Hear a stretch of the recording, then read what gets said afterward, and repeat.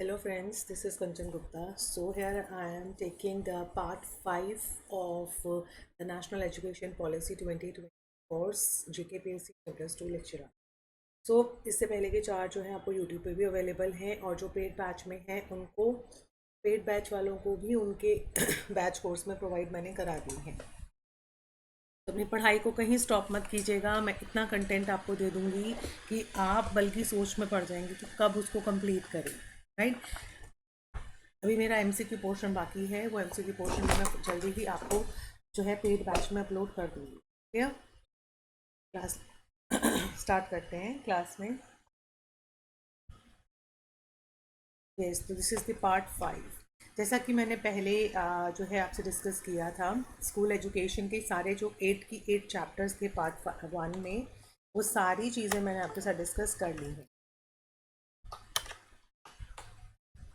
ठीक है, चाहे वो आपका ये अर्ली वाला है, फर्स्ट चैप्टर मैंने आपको कल भी बताया था, अर्ली चाइल्डहुड केयर है। ठीक है, जैसे कि फाउंडेशन ऑफ लर्निंग, या आपका FLN न्यूमरेसी वाला है, या आपका ड्रॉप आउट रेट्स है। फिर है आपका curriculum and pedagogy in schools, ये चैप्टर 4 भी मैंने कराया था। ये मोस्ट इंपॉर्टेंट आपका जो चैप्टर 5 है ये भी मैं करा चुकी हूँ आपको। इक्विटेबल एंड इंक्लूसिव एजुकेशन, ठीक है, ये आपका इंक्लूसिव एजुकेशन में काम आएगा। हमारे NEP में ये हमारे NEP में क्या क्या प्रोविज़न है, क्या क्या प्रोवाइडेड है। एंड एफिशिएंट जो रिसोर्सिंग होती है या एफिशिएंट जो गवर्नेंस है through the complex school clusters में, ये वाला जो है ना, ये आपका NTA ने पूछा था question PYQ, right. And standard setting and accreditation for the school education की। अब स्कूल एजुकेशन की जो एक्रेडिटेशन है वो कैसे होती है, ये सारी बातें मैंने चैप्टर 8 में आपके साथ जो है वो डिस्कस की थी। अब जो है आपका आता है हायर एजुकेशन का पार्ट 2, जिसमें हम चैप्टर 9 में पढ़ेंगे quality universities and colleges. Higher education की बात हो रही है क्योंकि डील्स आपको बताया गया था, ठीक है, new and forward looking vision के साथ में। एंड जो है आपका चैप्टर 10 डील करेगा रीस्ट्रक्चरिंग से एंड कंसोलिडेशन से। फिर आपका चैप्टर 11 डील करेगा towards a more holistic and multidisciplinary education से।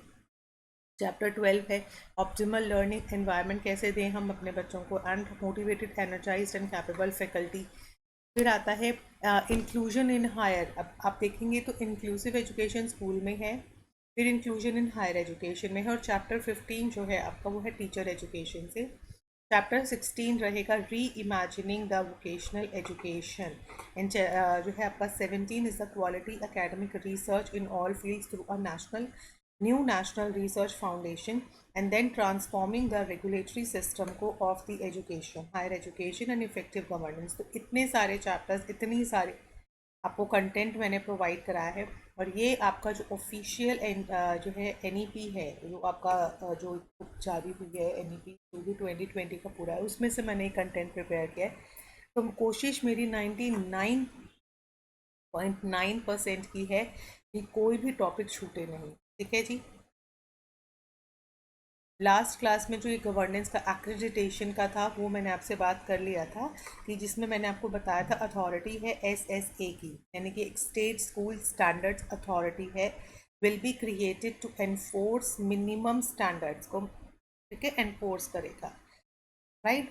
तो ये बातें सारी हो चुकी थी। अब जो आते हैं हम हायर एजुकेशन पे आ रहे हैं, जिसमें आपका स्टार्ट होता है सबसे पहला जो आपका है चैप्टर 9 कि what are the quality of universities की क्या होगी। तो हमने हायर एजुकेशन में कुछ चैलेंजेस फेस किए, जैसे फ्रेगमेंटेशन हो जाता है, रिजिड सेपरेशन ऑफ डिसिप्लिन, यानी कि सब्जेक्ट्स का बहुत ही रिजिड सेपरेशन किया गया है, सीवियरली फ्रेगमेंटेड इकोसिस्टम, एक्सेस बहुत कम ले पाते हैं बच्चे, लिमिटेड एक्सेस कहाँ का, स्पेशली जो है आपके डिसएडवांटेज जो OBC है, SC है, ऐसे जो डिसएडवांटेज एरिया है वो लिमिटेड एक्सेस ले पाते हैं नॉलेज का, एंड लिमिटेड टीचर्स हैं, ठीक है ना। एंड देन इनइफेक्टिव जो है हायर एजुकेशन सिस्टम, ये तो कुछ चैलेंजेस हैं, और कुछ इनइफेक्टिव सिस्टम है, जैसे अर्ली स्पेशलाइजेशन है, less emphasis on the cognitive skill development को लेके जो प्रॉब्लम आती है। फिर गवर्नेंस, यानी कि रिसर्च के स्कोप्स कम हैं, और ये मोस्ट ऑफ द इंस्टीट्यूशन जो है रिसर्च पे फोकस्ड ही नहीं है, बहुत ही लेसर एम्फेसिस देखा गया है,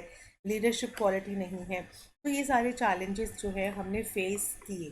तो इनके रिगार्डिंग जो हम चेंजेस कर सकते थे, ठीक है ना, हायर एजुकेशन सिस्टम में, उसमें सबसे पहले हम लेके आए थे मल्टी डिसिप्लिनरी का यूनिवर्सिटी एंड कॉलेज में, एटलीस्ट वन इन या और नियर एवरी डिस्ट्रिक्ट। हमारी कोशिश रही कि हम इस तरह के जो कॉलेजेस हैं वो हर एक डिस्ट्रिक्ट में प्रोवाइड कर पाएँ। मल्टी डिसिप्लिनरी जो यूजीसी कोर्सेज यानी कि अंडर ग्रेजुएट के जो कोर्सेज हैं, उसमें हमारा जो है ब्रॉड बेस्ड एम्फेसिस रहा flexible undergraduate programs combining arts, science, humanities, इस तरीके के मल्टीपल जो है मल्टी डिसिप्लिनरी हमारा फोकस रहा। फैकल्टी एंड इंस्टीट्यूशनल ऑटोनॉमी रहेगी, जहाँ पर अकेडमिक और एडमिनिस्ट्रेटिव जो डिसीजंस होते हैं वो इंडिपेंडेंटली लिए जाएंगे। रीवैम्प्ड करिकुलम होता है, यानी कि अपडेटेड करिकुलम हम बच्चे के लिए लाएंगे। मेरिट बेस्ड जो है अपॉइंटमेंट्स होंगे, राइट। करियर प्रोग्रेशन की तरफ हम देंगे, और वो करियर प्रोग्रेशन का होगा जब मल्टीपल एस्पेक्ट्स, मल्टीपल स्ट्रीम्स खुली होंगी, चाहे टीचिंग, रिसर्च, सर्विस, कॉन्ट्रीब्यूशंस। ये मतलब जितनी ज़्यादा आपकी सिस्टम्स होंगे उतने ज़्यादा जो है करियर ऑप्शंस भी निकल के आएंगे। एनआरएफ होगा जो कि आपको promote high quality peer review research करने में हेल्प करेगा। इंडिपेंडेंट गवर्नेंस होगी, क्योंकि गवर्नेंस हमें कॉम्पिटेंट इंडिपेंडेंट जो है बोर्ड से होगी, जहाँ पे आपकी प्रॉपर जो है ट्रांसपेरेंसी का ध्यान रखा जाएगा, अकाउंटेबिलिटी का ध्यान रखा जाएगा और ऑटोनॉमी का ध्यान रखा जाएगा। एडमिनिस्ट्रेटिव की ऑटोनॉमी रहेगी, ताकि वो जो भी महत्वपूर्ण निर्णय होंगे वो ऑन स्पॉट ले पाए। तो ये एक इम्पॉर्टेंट पॉइंट है independent governance of higher education का, ये पूछा गया है कि हायर एजुकेशन में क्या इंडिपेंडेंट गवर्नेंस की बात हुई है। प्लस सिंगल रेगुलेटर होगा, ये भी एक आपका इम्पॉर्टेंट पॉइंट है, सिंगल रेगुलेटर होगा।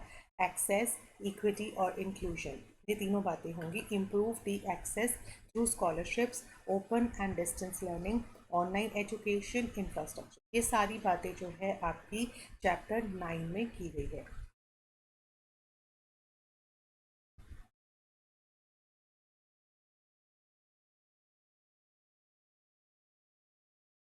आगे चलते हैं तो चैप्टर 10 आता है। चैप्टर 10 में हमने इंस्टीट्यूशन के रीस्ट्रक्चरिंग की बात की कि हम कैसे उसको रीस्ट्रक्चर कर सकते हैं और कैसे कंसोलिडेशन कर सकते हैं।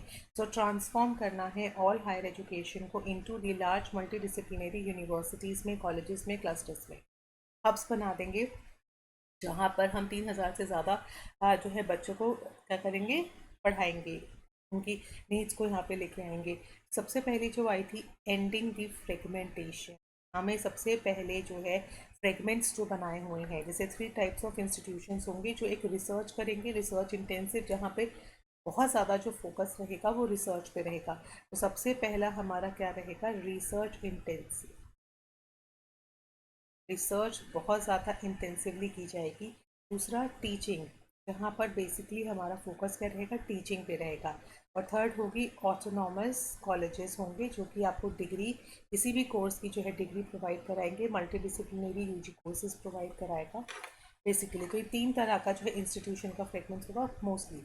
रिस्पॉन्सिबिलिटीज़, रिस्पॉन्सिबिलिटीज़ क्यों होंगी, जिसमें हम एडिशनल जो रिस्पॉन्सिबिलिटीज़ है ना वो डिस्ट्रीब्यूट कर दी जाए।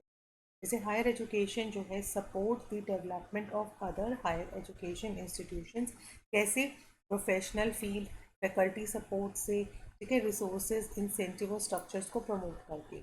अगर हम 10.7 जो है उनका क्लॉज है, जिसमें हमने मल्टी डिसिप्लिनरी एक्सपेंशन की बात की 2040 तक, ये इंपॉर्टेंट है, पता होना चाहिए। सेकंड टारगेट रहा हमारा जीईआर रेशो का, this one is also important, कि हमने कहा जीईआर जो है हायर एजुकेशन में और वोकेशनल एजुकेशन में जो 26% तीन था, 26.3% था 2018 में, वो हमें बेसिकली 50% करना है 2035 तक, तो ये टारगेट था।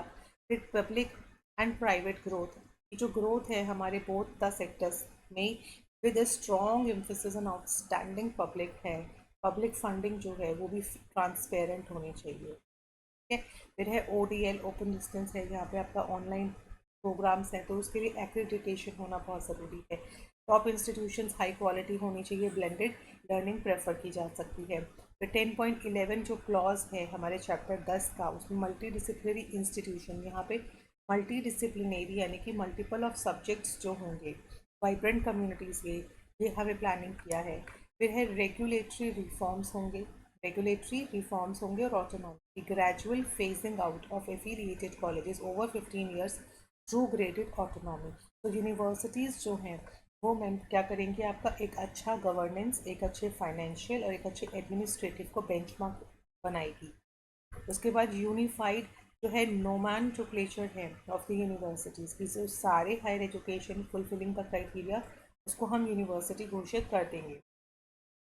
ठीक है, यानी कि बेसिकली जो हमारे डीम्ड टू बी यूनिवर्सिटीज़ हैं या जो एफिलिएटिंग वाली यूनिवर्सिटीज़ हैं उन सबको हटा के उन सबको यूनिवर्सिटी घोषित कर देंगे। ठीक है, फिर आता है हमारा चैप्टर 11, जिसमें हमने कहा टुवर्ड्स अ मोर होलिस्टिक और मल्टी डिसिप्लिनरी एजुकेशन की तरफ जो जा रही है। ये इंपॉर्टेंट चैप्टर है, इसकी एक एक चीज़ ध्यान में रखना। होलिस्टिक डेवलपमेंट से हमारा मतलब था intellectual, aesthetic, social, physical, emotional और मॉरल डायमेंशंस पे। पहले हम सिर्फ 3 ही डायमेंशंस पे काम करते थे, लेकिन अब हमें बच्चे की एस्थेटिक से लेकर उसकी इमोशनल और उसके मॉरल डायमेंशंस पे भी काम करना है। इसके लिए मेरू, मेरू की फुल फॉर्म याद होनी चाहिए। मेरू मतलब multi disciplinary education and research universities. ठीक है, जो कि बेसिकली आपके आईआईटीज़ जो हैं, आपके आईआईएम के जो कॉलेजेस हैं, वहाँ पर आपके होलिस्टिक और हाई क्वालिटी एजुकेशन को प्रमोट करती है। वैल्यू बेस्ड एजुकेशन होना बहुत ज़रूरी है, जहाँ पे सत्य, धर्म, शांति, प्रेम, अहिंसा और सेवा जैसे वैल्यूज सिखाए जाएंगे। ठीक है, फिर है community service integration. So basically आपको यहाँ पे बोला है मल्टी, कि आपको यहाँ पे जो हायर एजुकेशन होंगे वहाँ पे मेरू होगा, वहाँ पे वैल्यू बेस्ड एजुकेशन होगी, वहाँ कम्युनिटी सर्विस एजुकेशन होगी, वहाँ हम बच्चे को रिसर्च करने के लिए भी जो है क्या करेंगे, एनकरेज देंगे। साथ ही साथ में फ्लेक्सिबल जो है आपका मास्टर डिग्री प्रोग्राम का डिज़ाइन होगा। जैसे अगर आप 2 साल की जो है, मान लीजिए अगर आप जो है 3 साल का बैचलर्स ग्रेजुएट है, ठीक है ना, तो उसके लिए 2 साल की मास्टर्स होगी। और अगर वो 4 साल का इंटीग्रेटेड प्रोग्राम करके आया है विद रिसर्च, ठीक है ना, विद रिसर्च, तो उसको सिर्फ 1 ही साल लगेगा मास्टर डिग्री। राइट, पीएचडी में भी क्राइटेरिया बनाया कि मास्टर्स डिग्री या तो आपके पास मास्टर डिग्री होनी चाहिए पीएचडी के लिए, या 4 साल का आपका बैचलर डिग्री जिसमें आपने रिसर्च भी कर रखा होगा, तो आप अपनी पीएचडी को कंटिन्यू कर सकते हैं। प्लस यहाँ पे डिसकंटिन्यूएशन ऑफ एमफिल था, कि आपका जो एमफिल रहेगा वो यहाँ अब डिसकंटिन्यू कर दिया गया। ABC is the very important term है, जिसमें उन्होंने कहा digital platform to the store academic credits, मतलब हर बच्चे को उसको जो है उसके ग्रेजुएशन टाइम पे जो भी उसने अच्छा, मतलब जो भी उसने अच्छे स्कोर किया या उसने अच्छी जो है अचीवमेंट हासिल किया, तो उसको क्रेडिट्स मिलते हैं उसके लिए, और वो थ्रू आउट उसका जो है स्टोर रहता है। तो डिजिटल एक प्लेटफॉर्म होता है जहाँ उसके सारे अकेडमिक क्रेडिट्स जो रहते हैं वो स्टोर रहते हैं नेट का एंड, उसमें उसको क्रेडिट्स के बेसिस पे उसको जो है आगे फर्दर के लिए भी उसको जो है क्रेडिट ट्रांसफ़र भी हो सकते हैं हायर एजुकेशन में। तो वो क्या होते हैं, उनको हेल्प करते हैं आगे की रिसर्च में या आगे की स्कॉलरशिप्स में।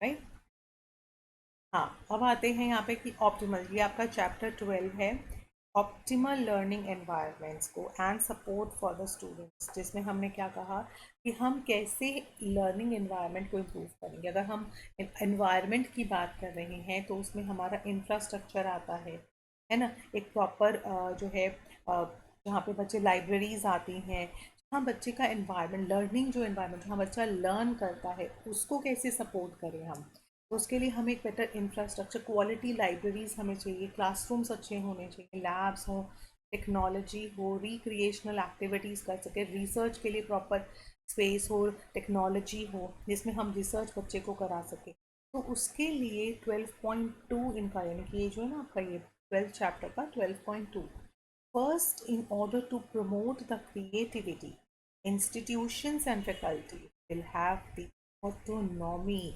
उनके पास एक अपनी ऑटोनॉमी का मतलब होता है स्वयं निर्णय लेने की। ऐसा ना हो पहले वो पहले हाई अथॉरिटी को लेटर भेजे किताब इशू करने के लिए भी, और एक जो है नहीं, उनको सबसे पहले अगर क्रिएटिविटी प्रमोट करा रही हो ना तो उनको अथॉरिटी दीजिए ना, ताकि वो नए नए करिकुलम के मेथड्स हैं, पेडागोजी के जो मेथड्स हैं, असेसमेंट है, वो इंट्रोड्यूस करा सके। फिर यहाँ पे आया CBCS, उसको भी रिवाइज किया गया। अब हायर जो एजुकेशन है वो क्राइटेरियन बेस्ड ग्रेडिंग सिस्टम है। ठीक है, पहले क्या था आपका क्रेडिट सिस्टम, अब आपका ग्रेडिंग सिस्टम दैट असेस करेगा स्टूडेंट्स की अचीवमेंट को based on the learning goal for each program and making the system fair. आपके पूरे सिस्टम को फेयर बनाएगा, ठीक है, और उनके जो भी आउटकम्स होंगे ताकि वो और आसानी से आप उसको अदर जो है अपने ही स्कोर्स के साथ में कंपेयर कर पाओगे, तो बहुत ही अच्छे से ट्रांसपेरेंसी रहेगी। तो अब इसको क्या कर दिया गया है, CBCS से वो हटा के क्या हो गया, क्राइटेरियन बेस्ड ग्रेडिंग सिस्टम, याद रखिएगा। ठीक है, हाँ, फिर आया सेकंड, क्या आया, each institution will integrate its academic plan ranging from curricular improvement to the quality of classroom transaction. इसको हमने क्या बोला गया, इंस्टीट्यूशनल डेवलपमेंट प्लान, याद रखिएगा, IDP का प्लान। इससे पहले कौन सी बात हुई थी हमारी, क्राइटेरियन बेस्ड ग्रेडिंग सिस्टम। इसके बाद बात हुई हमारी इंस्टीट्यूशनल का डेवलपमेंट प्लान बनाया जाएगा। फिर हुआ थर्ड में कि स्टूडेंट्स फ्रॉम सोशियो इकोनॉमी की जो डिसएडवांटेज सेक्शन से आते हैं उनको मोर एनकरेजमेंट की ज़रूरत है, प्लस उनको हायर एजुकेशन में ट्रांजिशन की ज़रूरत है। नेक्स्ट आया जो नॉर्म स्टैंडर्ड्स और गाइडलाइंस हम एक जो है सिस्टमैटिक डेवलपमेंट और रेगुलेशंस के लिए बनाते हैं, उसको एक सही तरीके से प्रिपरेशन की ज़रूरत है। एंड जो फ्रेमवर्क हम बनाते हैं क्वालिटी एजुकेशन के लिए, उसे भी हायर एजुकेशन इंस्टीट्यूशंस में रिकमेंडेटरी जो है सपोर्ट मिलेगा। क्लियर। उसके बाद आता है इंटरनेशनलाइजेशन, ये भी एक बहुत इंपॉर्टेंट टॉपिक है। ये बेसिकली ना आपके NTA में भी पूछा गया था कि भाई आपने इतना सब कुछ जो हायर एजुकेशन के बारे में या स्कूल एजुकेशन के बारे में अपने नेशनल एजुकेशन पॉलिसी में डाला, आपने अपनी एजुकेशन को ग्लोबल करने के लिए क्या काम किया। तो हमने सबसे पहले ग्लोबल स्टडी डेस्टिनेशन ढूंढा, हमने प्रमोट करने के लिए global education hub offering the premium education को एट द अफोर्डेबल कॉस्ट। क्या हुआ, एक बढ़िया तरह की जो एजुकेशन है बच्चे अफोर्डेबल प्राइस में ले पाएंगे। तो इंडिया ने ग्लोबल एजुकेशन जो हब है उसको प्रमोट करना शुरू किया। फिर विश्व गुरु विजन आया, जिसमें हमने री इस्टेब्लिश का इंडिया का सबसे मोस्ट जो एशियन रूल था विश्व गुरु यानी कि वर्ल्ड टीचर, उनको प्रमोट किया। फिर इंटरनेशनल स्टूडेंट ऑफिस, जो कि आपका एडमिशन्स को, वेलफेयर को एंड सपोर्ट सिस्टम को हैंडल करेगा। ग्लोबल कोलैबोरेशन की ज़रूरत है स्पेशली इन रिसर्च, ताकि हमारे रिसर्च के जो क्षेत्र हैं वो और ज़्यादा एनहांस हो। उसके बाद एक्सचेंज, किस चीज़ का, स्टूडेंट्स एक्सचेंज। मान लीजिए यहाँ से कोई एक्सपर्ट्स वहाँ चाहिए, है ना, एज अ गेस्ट टीचर जाते हैं यहाँ से भी, और हमें यहाँ पे कोई चाहिए गेस्ट टीचर, तो उससे क्या होता है, ग्लोबल क्या होता है, कोलैबोरेशन होता है कि जिसकी जैसी रिक्वायरमेंट होगी उसे हम वहाँ पे भेज देंगे। MOU with foreign institution, right, यानी कि sign mutually beneficial agreement, mutual beneficial agreement with international institution and government, हमने उनके साथ में एक बेनिफिशियल एग्रीमेंट साइन कर सकते हैं। क्रेडिट ट्रांसफ़र भी आप कर सकते हैं, allow the credits earn abroad to be counted जो है टुवर्ड्स द इंडियन डिग्री। मान लीजिए आपकी पढ़ाई जो है वो बाहर हुई है, वहाँ जो आपको क्रेडिट्स आपने हासिल किए वो ट्रांसफ़र भी हो सके, तो उसकी ट्रांसपेरेंसी भी यहाँ रहेगी। तो ट्रांसफ़र ऑफ क्रेडिट्स भी जो है फ्रॉम द फॉरेन यूनिवर्सिटीज़ रहेंगे। तो याद रखना, सबसे पहला है ग्लोबल स्टडी, सेकेंड विश्व गुरु, थर्ड आपका आता है इंटरनेशनल स्टूडेंट ऑफिस, फिर आता है ग्लोबल जो है कोलैबोरेशन यानी, और फिर आता है क्रेडिट ट्रांसफर। ठीक है, अब स्टूडेंट्स एक्टिविटी एंड पार्टिसिपेशन हो गया, क्या क्या एक्टिविटीज़ कर सकते हैं, ये आपका आता है चैप्टर 13। इसमें मोटिवेटेड और एनर्जाइज्ड एंड कैपेबल फैकल्टी चाहिए। अब इतना सब कुछ आप एजुकेशन, इतना अपने अच्छे अच्छे प्लान्स डिसाइड किए हैं बच्चों को देने के लिए, तो उसके लिए हमें एक कैपेबल फैकल्टी की भी तो ज़रूरत पड़ेगी ना। और वो फैकल्टी क्या करेगी, उस फैकल्टी जो चाहिए हमें will be given the freedom to design their own curriculum.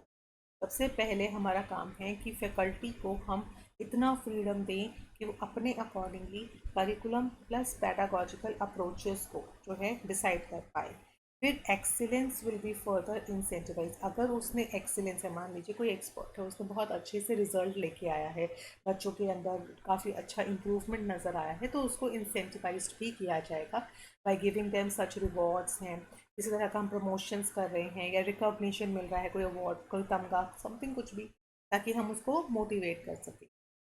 Higher education जो होता है क्लियरली उसको अपने डिफाइंड, इंडिपेंडेंट और ट्रांसपेरेंट प्रोसेसेस रखने हैं कि जो भी वो इंस्टीट्यूशंस में अपने बच्चों के लिए कर रही है वो एटलीस्ट सबको पता हो, बाय होल्डिंग द बोर्ड्स है, या अपनी जो उनकी जो ईयरली मैगजीन छपती है वो है, या अपनी वेबसाइट्स हैं, वहाँ पर वो पूरी तरीके से उस सारे ही प्रोसेसेस को ट्रांसपेरेंट रखेगी। बेसिक इंफ्रास्ट्रक्चर एटलीस्ट इक्विप्ड करेगी। एक्सेसिव या स्टूडेंट टीचर जो रेशो है वो ज़्यादा नहीं होगा, ड्यूटीज़ भी कम होंगी। एंथुजियास्टिक जो इंस्टीट्यूशंस होते हैं उनको भी काफ़ी जो है एनकरेजमेंट दिया जाएगा। तो ये सारी चीज़ें हम फैकल्टी के लिए कर सकते हैं। फिर चैप्टर आपका आता है 14, जिसमें हम इक्विटी और इंक्लूजन की बात कर रहे हैं।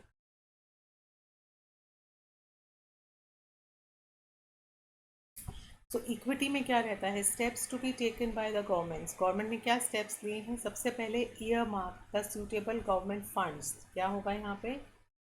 Government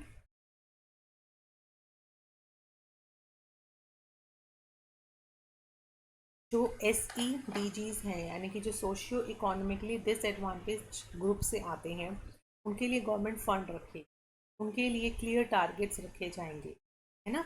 and enhance their gender balance in admissions. और कोशिश करेंगे कि जब भी हम एडमिशन्स होंगे तो जेंडर बैलेंस रखा जाएगा, मतलब कोई भेदभाव नहीं होगा on the basis of admissions या on the basis of their sex, नहीं। बाकी मैंने आपको बताया था स्पेशल एजुकेशन जोन्स बनाए जाएंगे, जहाँ जो स्पेशली पीपल होते हैं उनको यहाँ पर एजुकेशन जो है वो प्रोवाइड कराई जाएगी। Develop and support the high quality higher education, teach in local language या बाइलिंगुअली, ये हम पहले भी बात कर चुके हैं इसके बारे में। It provide more financial assistance and scholarships. इससे क्या करेगा? आपको और ज़्यादा जो है अच्छे से स्कॉलरशिप्स भी प्रोवाइड कराएगा, ये सारी चीज़ें। ठीक है, अब इसके लिए क्या क्या स्टेप्स लिए गए ये आप पढ़ सकते हैं हायर एजुकेशन में, कि मिटिगेट अपॉर्चुनिटी, जो कॉस्ट एंड फीस है वो देखी गई। फिर प्रोवाइड मोर फाइनेंशियल असिस्टेंस, जो है जैसे भी मैंने पीछे आपको बताया, एडमिशन प्रोसेस को इंक्लूसिव किया गया, करिकुलम को इंक्लूसिव बनाया गया। इंक्रीज द एम्प्लॉयबिलिटी पोटेंशियल, मतलब आपने हायर एजुकेशन की जो है सीट्स खाली की ताकि जो है एम्प्लॉयबिलिटी को भी हम लोग जो है कर सकें। डिग्री कोर्सेज जो हैं इंडियन भाषा में या बाइलिंगुअली ये स्टार्ट किए जाएंगे ताकि ज़्यादा से ज़्यादा लोग जो हैं जुड़ सकें। फिर बिल्डिंग जो इंफ्रास्ट्रक्चर होता है वहाँ व्हील चेयर है या कोई डिसेबल्ड है, डिसेबल्ड फ्रेंडली, यानी कि लाइट्स किस तरीके से चाहिए, मतलब सारी एडजस्टेबल चीज़ें लगाएंगे। फोल्डेबल चेयर होगी इंफ्रास्ट्रक्चर में, टॉयलेट्स क्लीन होंगे, ये सारी चीज़। ठीक, ये सारी इतना आप पढ़ भी सकते हैं। हरासमेंट के लिए एंटी हरासमेंट रूल्स बनाए जाएंगे ताकि जो है बुली ना हो कोई बच्चा। उनके बाद है ये जेंडर आइडेंटिटी इशू, राइट, कि हम क्या करेंगे? Ensure the sensitisation of faculty counsellor and students को ऑन द जेंडर आइडेंटिटी, कि अगर जेंडर को लेके जो है उनके साथ कोई भी भेदभाव या उनके साथ कोई भी बुरी चीज़ें नहीं होंगी। हमें इंश्योर करना है कि इस हमें सेंसिटाइजेशन, इमोशंस जो हैं लोगों के अंदर पैदा किए जाएँ। फिर आपका चैप्टर आता है 15, टीचर एजुकेशन जो होगा आपका हायर एजुकेशन इंस्टीट्यूशन। याद रखेगा कि अगर NTA ने कोई क्वेश्चन पूछा है आपसे नेशनल एजुकेशन पॉलिसी के बारे में, तो आपको याद रखना है वो किस चीज़ के बारे में पूछ रहा है। वो स्कूल एजुकेशन की टीचर के बारे में पूछ रहा है या हायर एजुकेशन इंस्टीट्यूशन के टीचर के बारे में पूछ रहा है। तो दोनों को इस तरीके से करिएगा और कंफ्यूज नहीं होना है। क्लियर? अब जैसे यहाँ बोला कि रेगुलेटरी एक्शंस,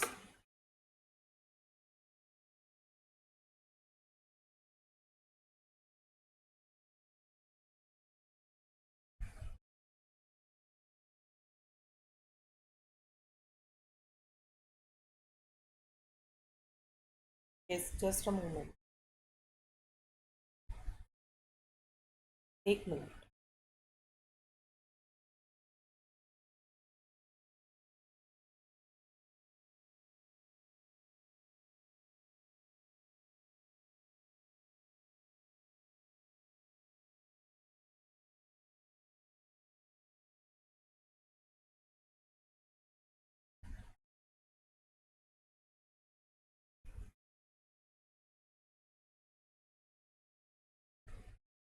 ओके, सो यहाँ पर क्या बात हुई अब टीचर एजुकेशन की। ठीक है, अब टीचर एजुकेशन में उन्होंने कहा रेगुलेटरी एक्शन अगेंस्ट दी सब स्टैंडर्ड टीचर एजुकेशन इंस्टीट्यूशंस के जो हमारे TEI हैं, उसके लिए क्या किया जाएगा, हमें रेगुलेशंस को लेकर, रेगुलेटरी को लेकर एक्शंस जो है वो लेने होंगे, जिसके अंदर हमने क्या बात की थी कि रेगुलेटरी जो सिस्टम है empowered to act against the dysfunctional, कुछ ऐसे इंस्टीट्यूशंस हैं, ठीक है, जो कि बहुत सारे ऐसे इंस्टीट्यूशंस हैं टीचर एजुकेशन के जो कि डाइसफंक्शनल है, काम नहीं कर रहे हैं ठीक से, तो उनको 1 साल जो है वो रेमेडी पीरियड दे के उसको या तो बंद करा देंगे या उसको फिर टेक ओवर कर लेंगे। तो बाय 2030 तक जो है ओनली एजुकेशनली जो साउंड चल रहे हैं, मल्टी डिसिप्लिनरी अप्रोच को फॉलो कर रहे हैं, इंटीग्रेटेड टीचर्स प्रोग्राम है, सिर्फ वही के वही ही ऑपरेट किए जाएंगे। फिर in with the reference of JS Verma commission 2012 में नोटेड दैट मैनी जो है वो तो सिर्फ एक डिग्री सेल कर रहे हैं without any serious education, so they should be shut down, right. फिर आती है मल्टी 15 जो है 15.4 में multidisciplinary approach is mandatory, हर एक टीचिंग इंस्टीट्यूशंस के लिए मल्टी डिसिप्लिनरी अप्रोच का होना बहुत ज़रूरी है। प्लस जो स्टैंड अलोन मस्ट कन्वर्ट, जो भी खड़ी हैं, जो स्टैंड अलोन खड़ी हैं उनको हम मल्टी डिसिप्लिनरी में बदल देंगे बाय 2030 तक है, और वहाँ पर हम 4 साल का इंटीग्रेटेड जो है टीचिंग एजुकेशन प्रोग्राम स्टार्ट करेंगे, और यहाँ पर आपको मिनिमम क्वालिफिकेशन है फॉर द टीचर एजुकेशन, और साथ में जो 4 साल का इंटीग्रेटेड प्रोग्राम है वो बार बार मैंने आपके साथ डिस्कस किया है कि जिन्हें 2 साल के जो है, अगर सिर्फ किसी ने यूजी किया है ना, अंडर ग्रेजुएट प्रोग्राम किया, तो उसके लिए बीएड 2 साल का रहेगा, और अगर किसी ने 4 साल का इंटीग्रेटेड प्रोग्राम किया है ना रिसर्च, तो उसके लिए बीएड का 1 साल, BEd for 1 year, BEd for candidates with 4 year undergraduate specialised degree, ठीक है, और अच्छे काम करेंगे, अच्छी चीज़ होगी तो स्कॉलरशिप्स भी प्रोवाइड होगी। क्लियर। फिर आता है 15.6 में, चैप्टर 15 का है ये, टीचर एजुकेशन की practical experience through the school network, जितना हो सकेगा प्रैक्टिकल एक्सपीरियंस देंगे। फिर है 7 वाले क्लॉज में स्टैंडर्डाइज द एडमिशन टेस्ट, जो भी एडमिशन के लिए आपके टेट सी टेट जो भी है ना, एडमिशन के लिए जो भी टेस्ट है उसको क्या करेंगे आप स्टैंडर्डाइज्ड करेंगे। Admission to pre service teacher preparation programme to subjects and aptitude test जो है NTA ने क्या किया, उसको स्टैंडर्डाइज्ड किया, and faculty profile and qualifications को रखा जाएगा, ठीक है, ताकि और जो है उनका भी पूरा रिकॉर्ड रखा जाएगा। फिर आते हैं चैप्टर 16 पे, री इमेजिनिंग द वोकेशनल एजुकेशन, हमें कैसे इमेजिन करना है या कैसे बदलाव लेके आना है वोकेशनल एजुकेशन में। So low vocational education participation in India, only 5% of the workforce 1924 के बीच में काम करती है, सिर्फ 5%। ऐसा क्यों है? अगर हम कंपेयर करें अदर जो है कंट्रीज़ के साथ में, तो USA में 52% और हमारा 5% है, जर्मनी में 75, साउथ कोरिया में 96 तक है, ठीक है। तो हमारा इतना लो वोकेशनल एजुकेशन पार्टिसिपेशन क्यों है? मेनली अगर हम ग्रेड्स का 11-12 का देखें तो इतना ड्रॉप आउट रेट्स है ना, मतलब वो अपनी एजुकेशन ही पूरी नहीं कर पा रहे।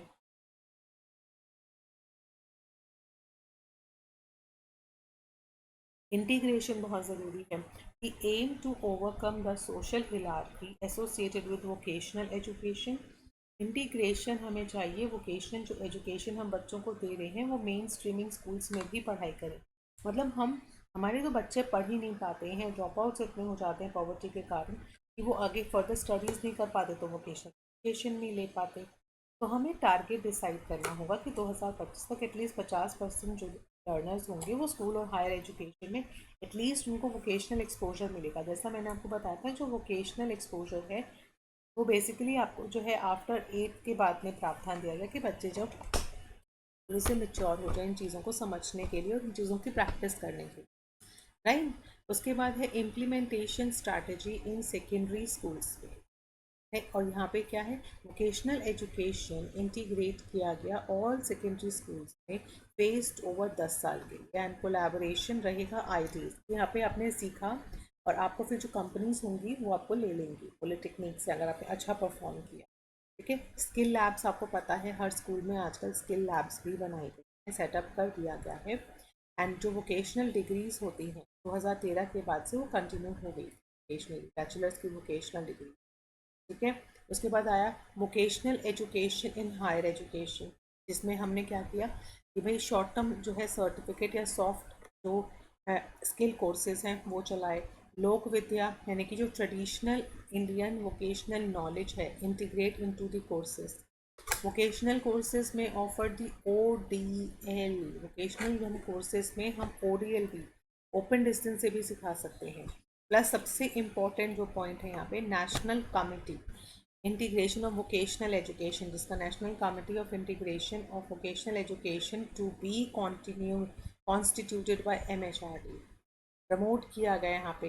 इन्होंने कहा यहाँ हम एक्सपर्ट्स मिनिस्ट्रीज और इंडस्ट्री रिप्स देंगे, इंक्यूबेशन सेंटर्स होंगे, फोकस रहेगा जो भी स्किल गैप बच्चों के अंदर आ रहा है उसकी मैपिंग के साथ में उसको उस प्रॉब्लम को सॉल्व भी किया जाएगा।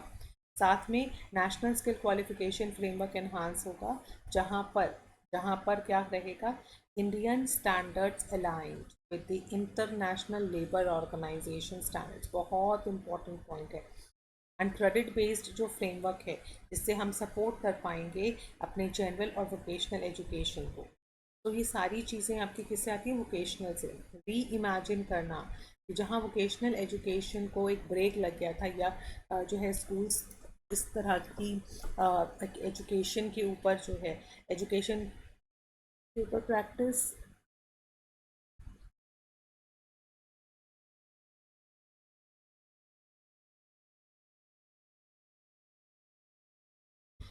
नहीं कर रहा था, उसके ऊपर यहाँ पे काम कराया गया।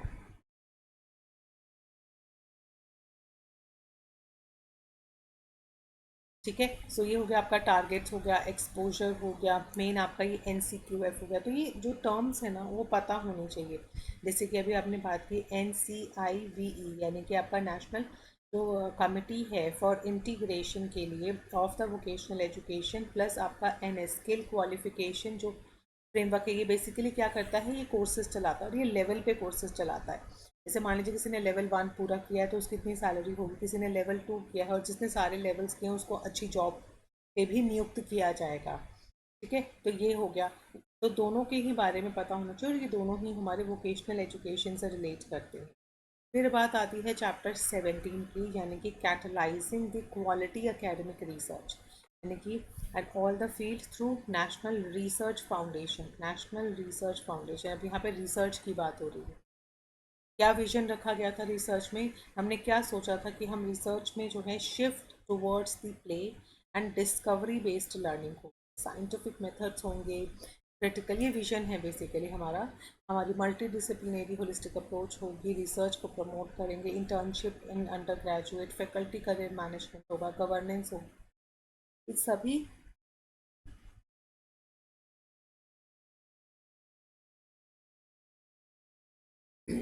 फिर आया नेशनल रिसर्च फाउंडेशन, जिसमें establish to provide merit based equitable peer reviewed research funding, develop a strong culture of research nationally and provide the incentives। तो NRF is for the research के लिए है, ठीक है, नेशनल रैंकिंग फ्रेमवर्क नहीं है ये, this is the national research foundation है। अब रिसर्च आप समझते हो स्ट्रॉन्ग कल्चर का है, ये इंसेंटिव्स भी देगा आपको, आपको ग्रो करने का मौका भी देगा। इन अगर आप स्टेट यूनिवर्सिटीज़ में है तो भी, पब्लिक यूनिवर्सिटीज़ में है तो भी। फिर यहाँ पे जो आपका एग्जिस्टिंग फंडिंग वाली बॉडीज़ है ना, जिससे फंड्स होते हैं DST DAE DPT, ये सारे आपको फंड्स देते हैं। गवर्नेंस कैसी होती है आपकी ये रिसर्च की, इंडिपेंडेंटली गवर्न होना चाहिए and it consist top researchers इसमें होने चाहिए जो कि आपको टाइमली रैंकिंग के बारे में इंफॉर्मेशन देते रहे। क्लियर। उसके बाद आपका चैप्टर 18 आता है, this is also a very very very important chapter. Umbrella term आपने सुना होगा, इसमें से भर भर के हमेशा से क्वेश्चन आए हैं कि 4 structures will be set up as a 4 independent verticals with in the one umbrella institution. मतलब कि यहाँ पर आपका रैंकिंग हो, चाहे आपका एक्रेडिटेशन हो, चाहे वो फंडिंग हो, चाहे वो आप पे निगरानी रखने का काम हो, अब ये एक ही अम्ब्रेला के नीचे ये सारी टर्म्स आएंगी तो इनके बीच में कोऑर्डिनेशन अच्छा होगा। ठीक है ना। तो सबसे पहली जो आपकी रैंकिंग के लिए आती है ना, रैंकिंग के लिए आती है तो वो आपकी हायर एजुकेशन रेगुलेटरी काउंसिल। अगर रैंकिंग के लिए एक्रेडिटेशन काउंसिल NAC हो गया, रेगुलेटरी काउंसिल हो गया फंडिंग्स के लिए, फाइनेंसिंग के लिए हायर एजुकेशन ग्रांट्स काउंसिल हो गया। और जो आपका जनरल एजुकेशन काउंसिल है ये बेसिकली क्या करेगा, नेशनल हायर एजुकेशन के लिए जो क्वालिफिकेशन फ्रेमवर्क है, राइट, ये चीज़ें पता होनी चाहिए आपको। चारों चीज़ें इंपॉर्टेंट है। जहाँ हमने अभी बात की रेगुलेटरी बॉडीज़ की, आपको पता है रेगुलेशन क्या होता है, रेगुलेट करना। It will function as common single point regulator including teacher education and excluding the medical and legal education. मतलब यहाँ पर जो है टीचर एजुकेशन तो है लेकिन मेडिकल एंड लीगल एजुकेशन नहीं है। इसीलिए eliminating the duplication and this function of regulatory efforts, तो जो आपका एलिमिनेट कर दिया जाएगा डुप्लीकेशन। ठीक है, फिर जो आपका ये है नेशनल हायर एजुकेशन की रेगुलेटरी जो काउंसिल है, याद रखना this is not the committee, this is the council, will be set up किया गया था लाइट बट टाइट, हल्का हो लेकिन सारी चीज़ें इसमें टाइट हों, इस तरीके से हमने इसको बनाया है। इसमें financial probability, good governance and full online और offline public disclosure of the finances, audits, procedures, infrastructure, ये सारी फैसिलिटीज़ जो हैं यहाँ प्रोवाइड होंगी अंडर दिस। फिर है नैक जिसमें हम एक्रेडिटेट करेंगे, जिसमें हम नैक होता था हमारा ये वाला, अभी आएगा एक सिंगल जिसको हम मैटा एक्रेडिटेटिंग बॉडी बोलते हैं। ये क्या करेगा, हमें स्कोर देगा कि हमने A+ में काम किया है, B+ में काम किया। तो बेसिकली क्या होता है, पब्लिक का self disclosure, good governance and outcome, it will be carried out by the independent ecosystem.